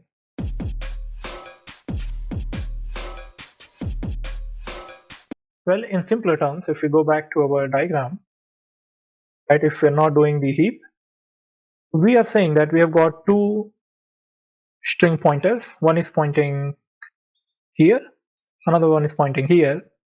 What happens when this buffer is deallocated? So this buffer is gone, it is deleted, but the request is still alive. And that means that these two pointers are pointing to nothing. And that is a problem, and that's why we need to define the lifetime of these variables so that the compiler knows that we cannot delete or deallocate this buffer until and unless these two variables are alive. Okay, beautiful. So let's see how we can do that. All right, now since we know what's the problem, let's try and fix it. There's one thing I would like to highlight is that lifetime is a very unique Rust feature, and it's not available in almost any other programming language.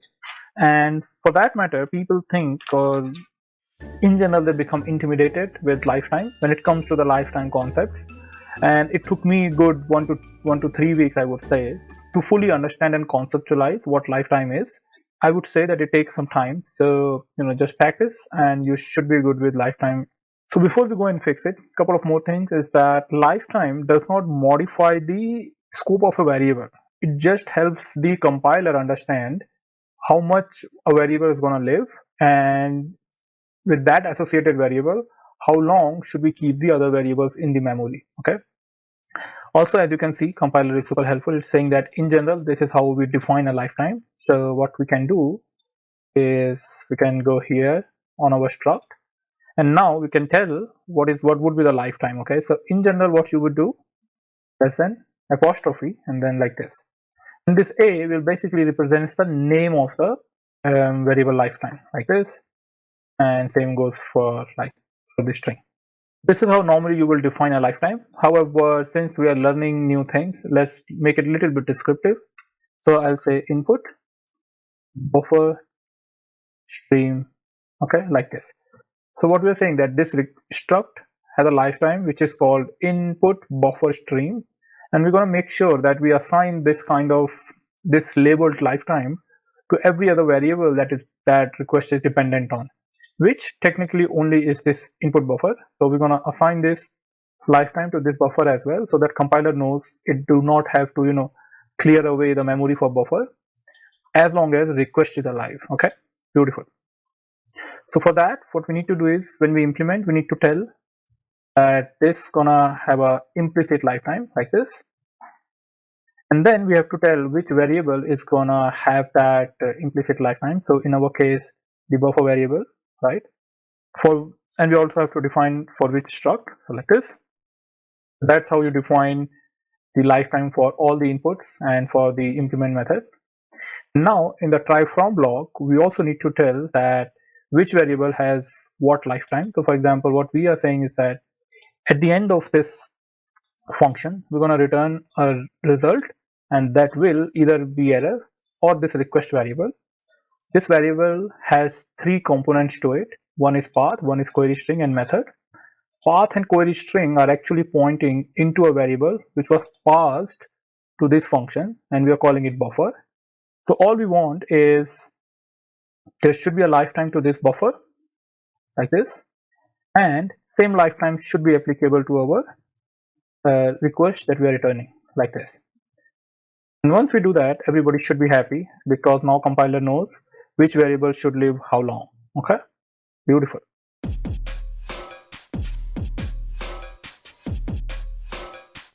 The last thing that we want to do on the request struct is the query string, and as you can see that query string is as of now just a string, and it would be easier for us to store it as a key value pair. For example, in this case, the key is name and value is ABC. That would be helpful, right? So let's go and quickly implement that.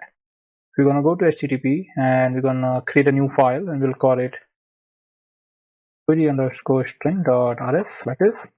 Now we'll say use standard collections. In collection there should be Hashmap like this, and then we can say pub struct query string, and this will have one key. That will be data will be Hashmap type, and it should be, so the key should be string pointer, and value should also be a string pointer like this. And that's it, you're good to go. Right now you should understand that this query string should have some sort of lifetime because it is a string pointer, and the compiler is not complaining about it. That is because we have not used this struct anywhere, this module anywhere. So let's do that super quick. So we will say string like this, and now the compiler complains that hey, there's a lifetime missing. So we're gonna follow the same naming convention that we used here. So we'll copy this. So this query string will have a lifetime. Sorry. So the key should have a lifetime, and that lifetime name is the input buffer stream. So that's fine, and the value should also live until input buffer stream, and hence the struct will have only one explicit lifetime variable, that would be input buffer. Good. If I go back to request and I copy this, paste it here, there's just one problem with the way we have implemented this, is that we have a key and a value, sure, but we can have many other keys, like for example a equals to 1, but also have b equals to, that's it, but also have c without any equal to, and for example we can also have a equals to. Now the problem is that a has been defined twice, and therefore we need to have an array to store a. And for example, in this case b doesn't have a value, and in this case c does not even have an equal to. So to technically cover all these cases, we will need to create a new data structure. So we will create an enum. This will have a generic lifetime, which will be this one, right? And then the value could be single or it could be multiple. If you remember from our method enum, this single value can actually have some value. So we could say this is the lifetime and this is of string type. Yes. And multiple by dynamic list, because we don't know how many arguments we're going to receive, and that dynamic list should live on the heap and should grow automatically. And for that we use vec, which is vector, and of course it needs a lifetime, so give it a lifetime and we'll call it string like this. So if we're going to save it, all good. Now instead of saying hashmap, we could simply go and say we would like to have value enum for us, and the lifetime is. Last but not least, let's implement one more function on this struct so that we're able to get the data out of it. So we're gonna give it one function. So we'll say implement, and now we are not afraid of lifetimes, right? So we know that this is gonna have a lifetime. So there it is. We're gonna implement on query string like this, and this should have a public function. We'll call it get for for the object. So this should be on self, and it should also receive key as an input, and this will be string pointer, and this should return actually an option, because for a given key it is possible that there is no value. So we'll say option. So if you find the value will be of value type we have just created here. And how do we get the value? Well, that is super simple. We'll say self.data. That's our hash map, and there's a function called get on the data. We need to provide the key, and that k should be key. Beautiful. Let's quickly implement a from function for query string struct. Whenever we receive a string pointer, we should be able to convert that string pointer back to query string struct. Okay, and the way to do that is simple. We have done that before. So if we go here, and if you see that, for example, we have implemented a from method error, and we are able to convert method error for parse error. Similarly, we have tried to convert UTF error to parse error, and technically this is what we want to do. So we're going to go back to query string. We'll paste it here, and what we want to say is we want to convert from, we will be receiving a string pointer, we want to convert that to query string like this. But as we know that query string actually has implicit lifetime, so now you should notice that why normally people go for %a, because it's simpler and it's shorter, but this is also fine in our case. Then we need to implement a from function, and that function will be, we will receive as, of course it will be a right that's unimplemented, so that compiler stops complaining. Beautiful. So what we need to do is we need to somehow, from this string, which will be looking like this, I'm going to cut it, put it here so it's easier. So we will receive this, and somehow from this string, which will be basically s variable, we need to somehow convert everything into hash map, which is key value pair.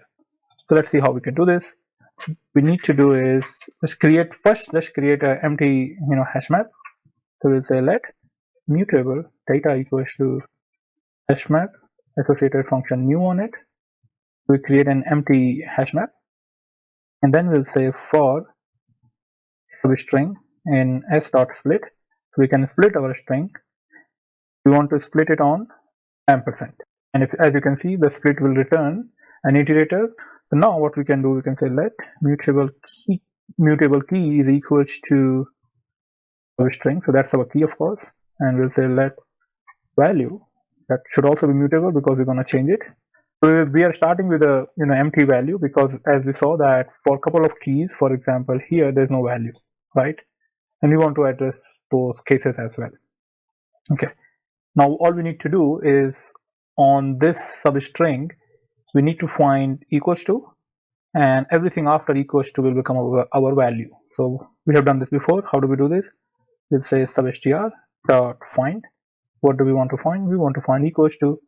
This will return an option, and as you know, if we have an option, we could say if let, and then our key will become simply substr everything until I, and you guessed it, the value will become everything after I. So once we have keys and values, there are two scenarios. Number one would be that the key does not exist.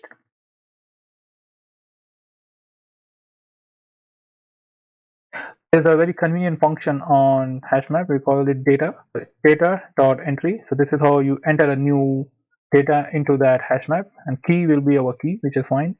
On that, we could say or insert. As you can see, this function ensures a value is in entry by inserting the default if empty and returns a mutable reference. Okay, so we just insert. What do we insert? We want to insert value for type, single type, and that will contain a value which will be val, like this. And let's super quickly return our query string. So we want to return query string, and the data will be data. So as you notice that we have covered first one case, that if key does not exist, we just insert it into the hash map. But what happens if key does exist? Well, there's another function that we can use, and we can say and modify. What and modify does, it basically provides you the reference to the already existing value, right? So let's say, and the way you capture it with a pipe like this, and we'll say existing map. Okay, and then what do we want to do with that existing map is we could provide curly braces like this, and inside this braces you could actually define whatever you want to do with this existing map. Okay, in our case we just want to run a match, so we could say match existing, right? So we want to run a match on the existing one, and then we want to check if it is of value single type, right? I would say old value,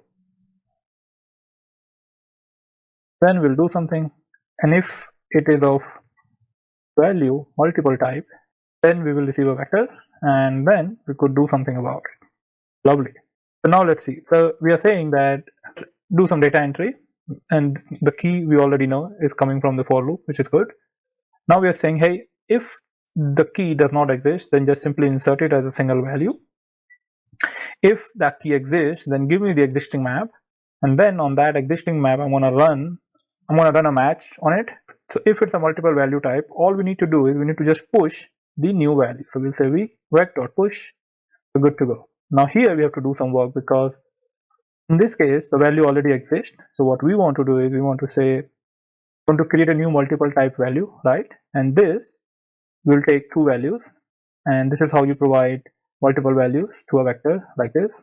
Open square bracket, and we'll say old value, right? And the value that we calculated just now. What do we do with it? Well, we just want to put it to the existing. Now the only problem with this statement is that right now we are saying that this is going to be created in the heap, and what we want to say is that for the existing map it must be pointing somewhere in the value. Just take that pointer and now point it to the new value, and to do that we have to say asterisk here. Now compiler is happy and everybody is happy, and once this for loop is completed, we're able to return our query string like this. Okay, beautiful. All right, with that, let's see if everything is working the way it should. We're going to go to server, right? And here where we are saying that, hey, from request struct, can you try to convert the buffer into request object? So now let's try that. We'll say request, and here we will say println. We're just going to print the request. Okay, this should give us some error, and let's see what that error is.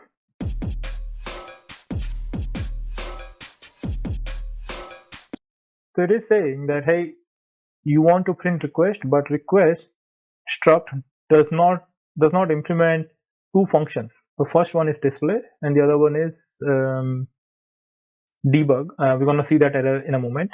But what it's essentially saying is that we don't know how to print this on the console, right? So we need to somehow define a function so that compiler understands how to print this request. We have done this before. So if you go here and say that we have implemented display for error and debug for error, but it would be cumbersome to go and keep implementing things for every struct that we define. And there is a, let's say, quick fix for it, and it says that if you want to display the formatted string, we could try this or maybe this as well. So we're going to start with this one. So I'm going to copy this and we're going to paste it here. But what we are essentially saying is that, okay, here's a complex data structure that we created, request, try and just print it. Okay, but now we got another issue is saying, hey, you did not implement the debug method, and we don't know how to print it if we are running a debugger, which is okay and which is fair, but we actually don't have to go and implement everything ourselves. There's something called derived traits, which basically binds a given function with a given trait. We can actually use the predefined debug function on our struct. So let's try and see how we can do that. I'm going to go control and click on this. And here, as you already noticed, that we are importing debug display formatter. So what we can say is something like this. So we're going to say hash square bracket derive, and within that derive, we're going to say we want to derive the debug like this. We're going to save it. The moment you save it, so the moment we assign this derive to the request, we will see that it's complaining that, hey, method does not derive debug, which basically means that we have to go and do this derivation for every struct or enum that follows the parent one. Okay, save it, close. It should be happy. And now while we are doing this, I noticed that we did create query string here. However, we never used it. So let's go and use it. So what we are saying that, hey, we want an option. So the query string could be nothing, or it could be of type query string.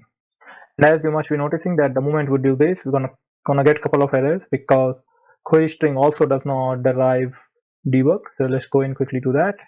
I'm just gonna go here and copy this. And inside query string, we are using hashmap and value should also have this derive debug. So we could just simply go do this.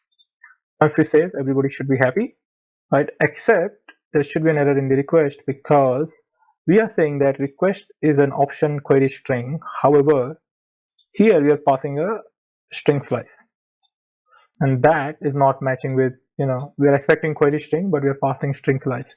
How do we fix it? That should be simple. So here we are defining the query string. So we'll say we have defined a function from on query string, and that function tries to convert a string slice into query string.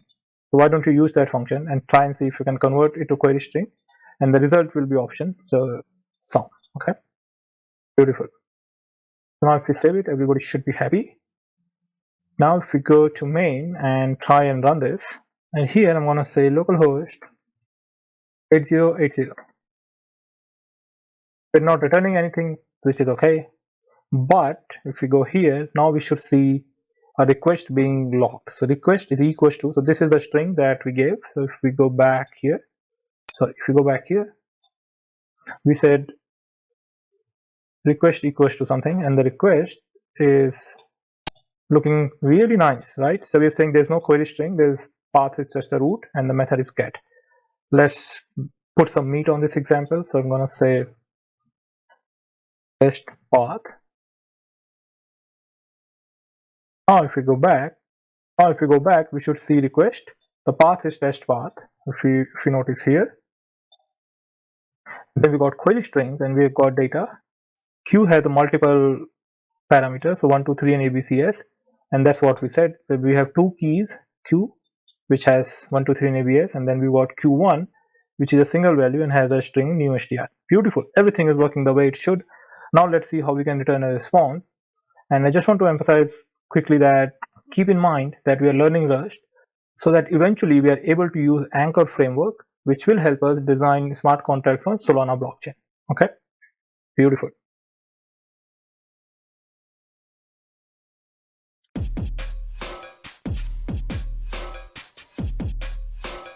All right, so now let's create some response. So whatever request we receive, based on that we need to send a response. So what I've done, I have created a new file called response.rs within HTTP. And just to think about what we want to do is what we want to return.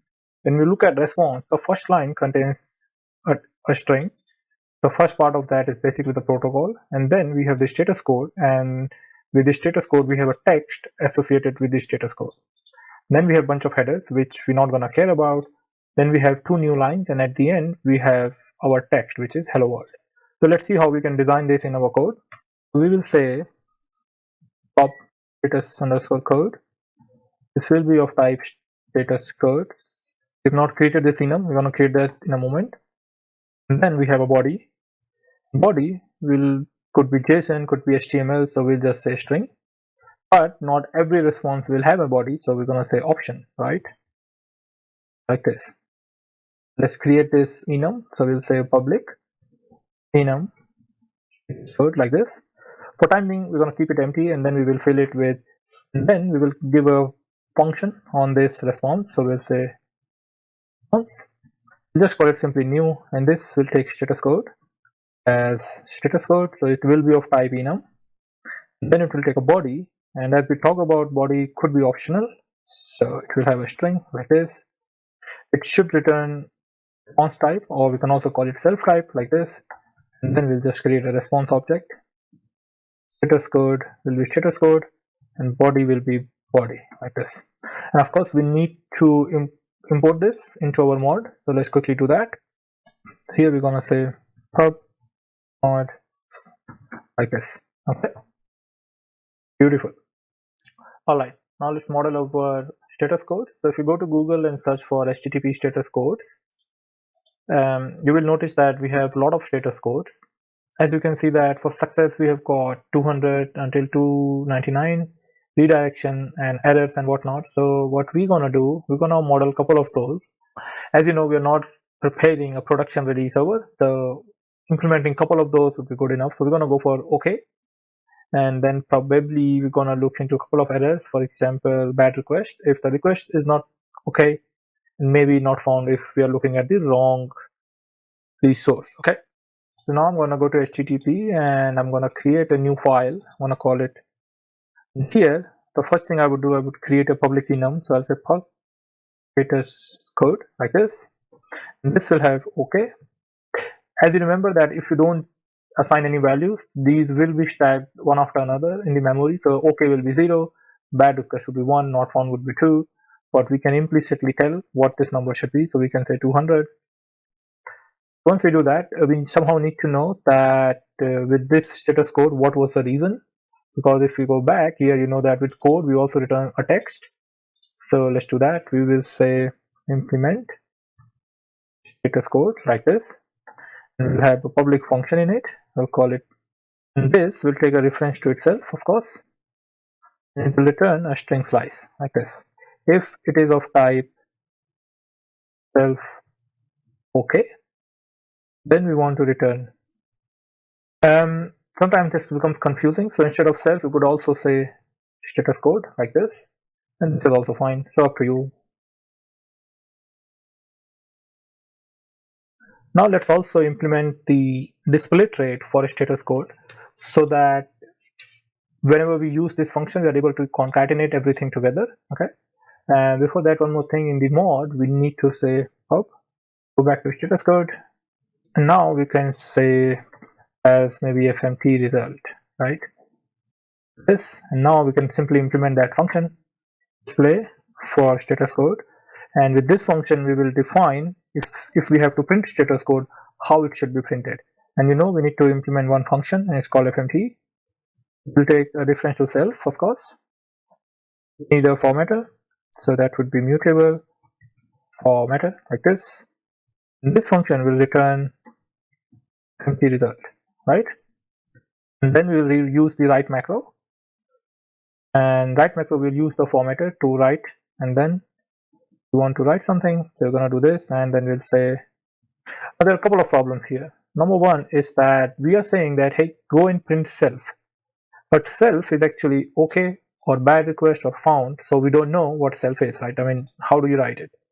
We would basically say something like this as u16, because of course the number is 500 and this will not suffice or not fit in u8. And since this the 200 and 400 are primitive type numbers, this should be okay. However, the compiler is going to complain, and let's see what the error is. What basically happening is that the self is actually just a pointer somewhere in the memory, right? And we cannot convert pointer to u8, but what we can do is we can look at the value of the pointer. So wherever it was pointing, get us the value of that.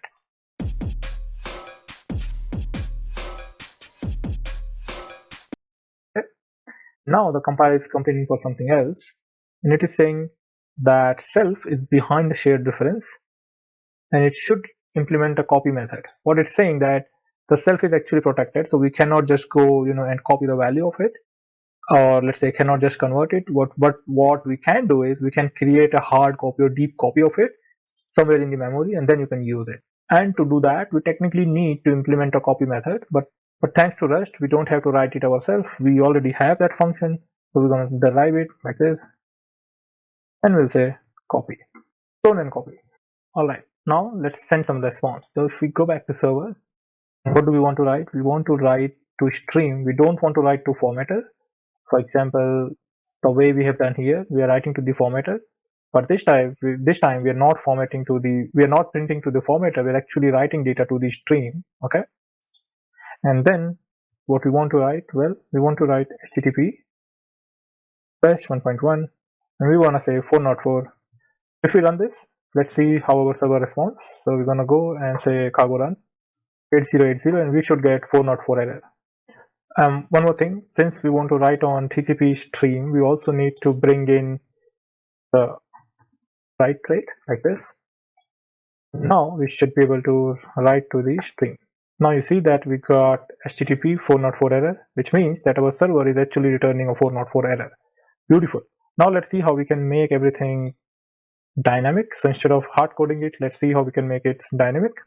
So we'll go to response, and here we could just implement a display function. That would be super simple.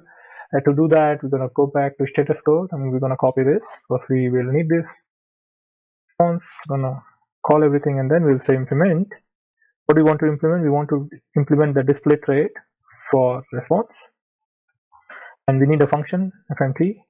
It always takes a reference to self, of course, and then it needs a formatter. So we're gonna say write. We're gonna use the write macro. I'm gonna write to f, which is okay. Now we want to write HTTP /1.1. Then we need the status text or the reason. Then we need 2 new lines, the actual text. So let's put that super quick. So we're gonna say self.status code. So before we do that, we need to actually change the status code. So we are not using this status code. We're actually importing a status code. This status code is actually coming from here, where we have implemented the status reason function. So we're gonna go here and say status reason like this. Last but not least, we also need body. So we'll say self.body. Now the problem is that body could be null as well. So before doing this, let's do a match here. So we'll say let body equals to match. Then that. And if it's none, well, that we return, then we do nothing. Beautiful. Now let's go back to one last thing. We also want to get the reference out of it. We don't need this because we need string literal. Okay, everybody's happy. Now let's go back to server. So instead of saying this, we could actually say, let's create a response object. We'll say let response equals to response. we need to import it. So let's do that super quick.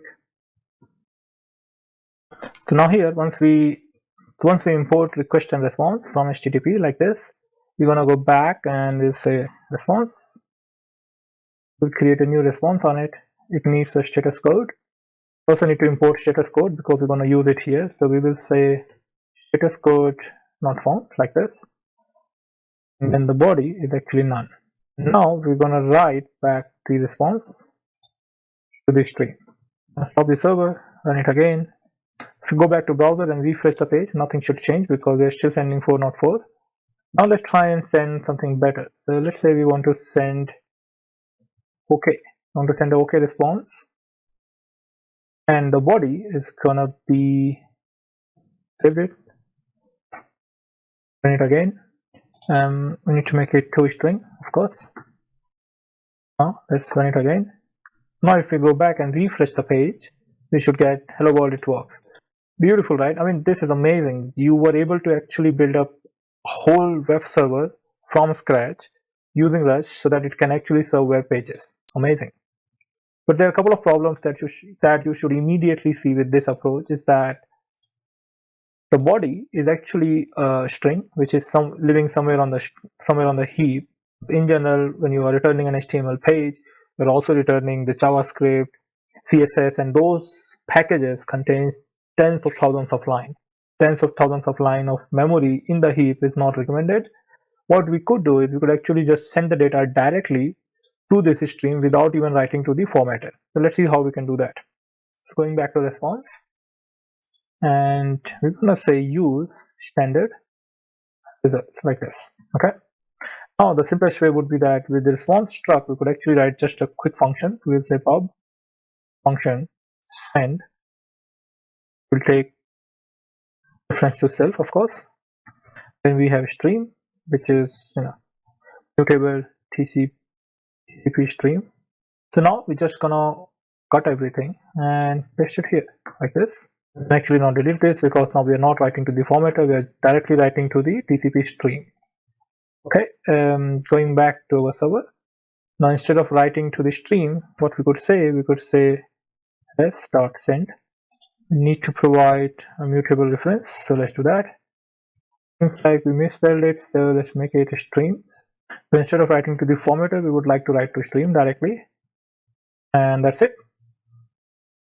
So going back to server. Beautiful. Now if we run our server and if we go back and refresh the page, it should say it works. Nice. I just wanted to give you one quick pointer and just try and wrap everything together that we are doing this because we want to write directly to the stream. We are not writing in any memory location of the server. We are directly writing it back to the stream so that whatever the data we are returning is going back to the user. Now let's quickly cover all the error situations so that we are able to send a better response to the server if some error occurs. Okay.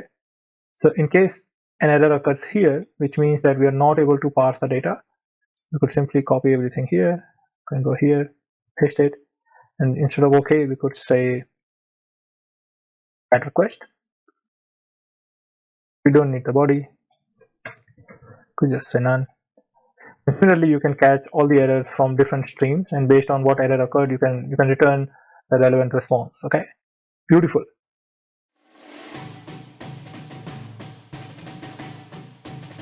With this, I think you have a solid understanding how Rust works, and from here you should be able to catch up everything that you need to know to get started with Anchor. And once you understand Anchor, you should be able to write beautiful codes on Solana blockchain.